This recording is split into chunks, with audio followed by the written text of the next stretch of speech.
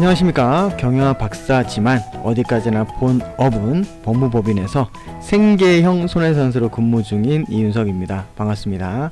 자, 오늘 알아볼 내용은요, 직장 유암종으로 인한 일반암 진단비 보상 사례입니다. 연말과 연초에 건강검진 많이 하시죠? 하다 보면은 용종이 발견돼서 제거한 다음에 이게 유암종입니다, 암과 비슷합니다 라고 좀 놀라운 내용을 듣는 경우도 종종 있는데요. 보통 유암종은 D37.5, D12.6으로 진단되는 경우가 많지만 오늘은 독특하게 K62 또는 K63으로 진단되는 경우가 있었기 때문에 그 경우 좀 소개해 드리도록 하겠습니다.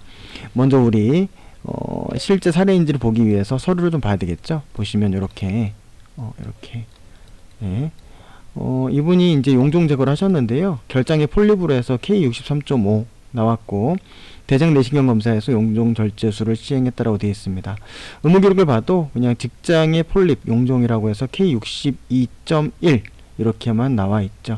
그래서 이 경우에 조직 검사를 했어요. 조직 검사를 했더니 이 진단 병명원 보시면 결장에 폴립으로 K63이 나왔는데 조직 검사 결과를 보니까 렉텀이라고 해서 10cm 위에, 직장에서 10cm 위쪽에 뉴로엔도크라인 튜머 그레이드 1이라고 되어 있죠.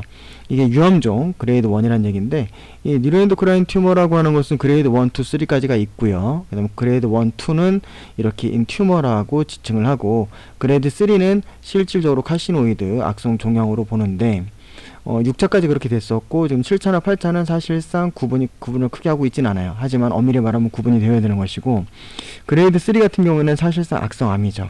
하지만 대부분 우리 발견되는 유암종은 다행히도 그레이드 1인 경우가 대부분입니다. 이 경우에는 악성인지 아닌지를 두고 현재 최근까지도 많은 논쟁이 있죠. 어쨌든 이분이 가입하신 보험이 라이나생명, 신한생명, 하나손해보험 이렇게 가입이 되어 있었는데요.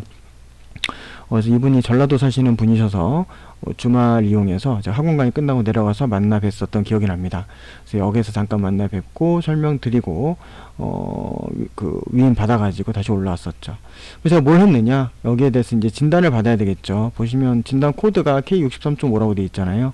여기에 대해서 조직병리학적 검사 결과, 즉 이 주치 선생님이 주는 C 코드도 중요하지만 보험약관에서 말하는 암 진단비는 병리학적, 조직병리학적 특성에 따른 C코드를 의미하기 때문에 병리과에서 저는 받습니다. 병리과, 특히 병리과는 외래가 안 되기 때문에 제가 따로 이제 자문을 진행하는 병리 전문의 선생님께 진단을 받고 있고요. 보시면 이렇게 해가지고 C20 직장의 악성 신생물로 진단을 받아서 청구를 했습니다.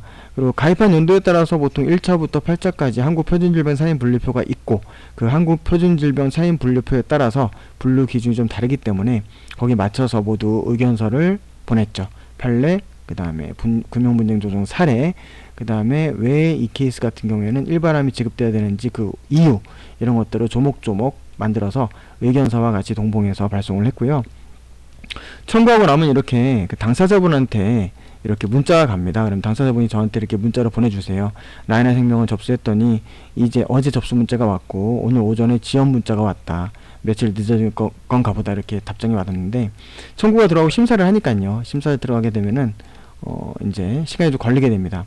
그래서 유암종 청구가 들어가면 빨리 지급되면 저도 좋죠. 근데 이제 심사를 하는 경우가 있습니다.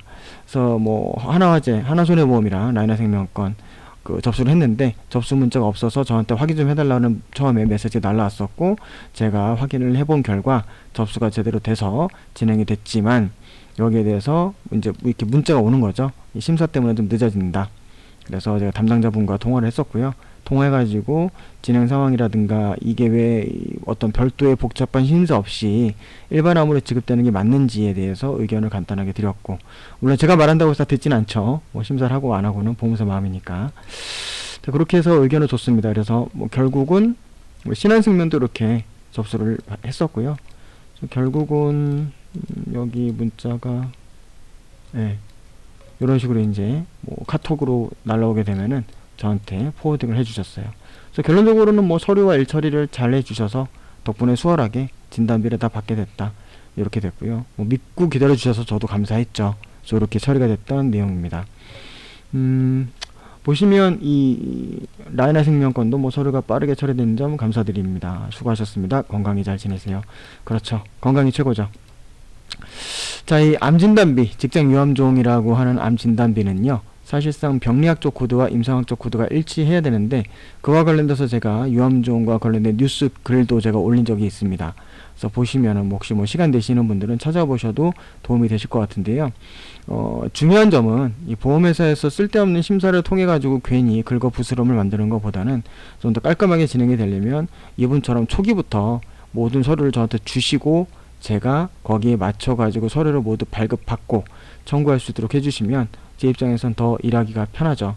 그렇게 처리가 잘 됐어 저도 감사한 그런 사건이었습니다. 그래서 오늘 직장 유암종과 관련된 일반암 진단비 전액 보상받은 사례 마치도록 했고요. 뭐 궁금한 점이 있으시면은요, 여기 포털 검색에서 뭐 손해상사 이윤석을 검색해 주셔도 되고요. 뭐 다음이라든가 네이버 이런 데서 검색해 주셔도 되고요.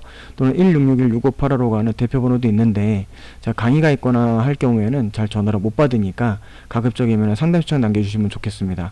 상담 신청 방법은 여기 밑에 보시면 이렇게 역삼각형 모양이 있죠. 이걸 눌러주시면 요 밑으로 또 이렇게 상담 신청 카테고리가 뜹니다.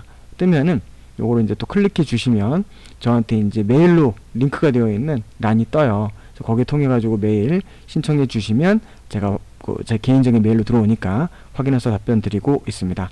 자, 오늘 직장 유암종 뭐 D37.5, D12.6 또는 K코드 받았을 때 일반암 보상 사례 소개 마치도록 하겠습니다. 오늘도 좋은 하루 되십시오. 감사합니다.